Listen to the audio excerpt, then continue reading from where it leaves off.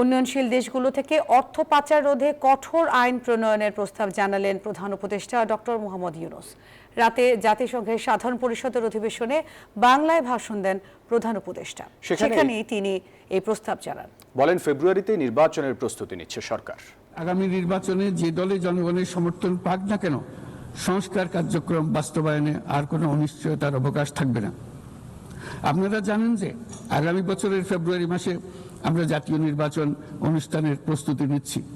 পাশাপাশি স্বচ্ছতা ও জবাবদিহিতা, আইনের শাসন নিশ্চিত করবার জন্য আমাদের নিরবচ্ছিন্নভাবে নাগরিক বান্ধব সংস্কার চালিয়ে যাচ্ছি।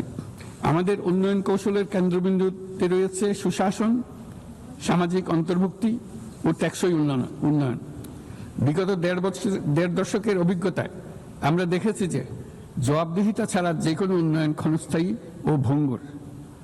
রাজনৈতিক হীনস্বার্থ ও দুর্নীতির উদ্দেশ্যে গৃহীত অবকাঠামো প্রকল্প শুধু যে অর্থনীতির উপরে চাপ বাড়ায় তা নয়, তার জনগণের কোনো কল্যাণও করে না। আন্তর্জাতিক অর্থায়ন ব্যবস্থা, বৈশ্বিক আর্থিক প্রতিষ্ঠানগুলোর সিদ্ধান্ত গ্রহণ প্রক্রিয়া ও ব্যবস্থাপনার সংস্কার, একটি অন্তর্ভুক্তিমূলক আন্তর্জাতিক কর সহযোগিতার বৈশ্বিক কাঠামো, অবৈধ আর্থিক প্রবাহ ও দুর্নীতির বিরুদ্ধে সমন্বিত বৈশ্বিক পদক্ষেপ গ্রহণ এবং অবৈধ দুর্নীতিলব্ধ অর্থ পাচারকৃত সম্পদ পুনরুদ্ধারেও আন্তর্জাতিক সহযোগিতা বৃদ্ধি অত্যন্ত গুরুত্বপূর্ণ।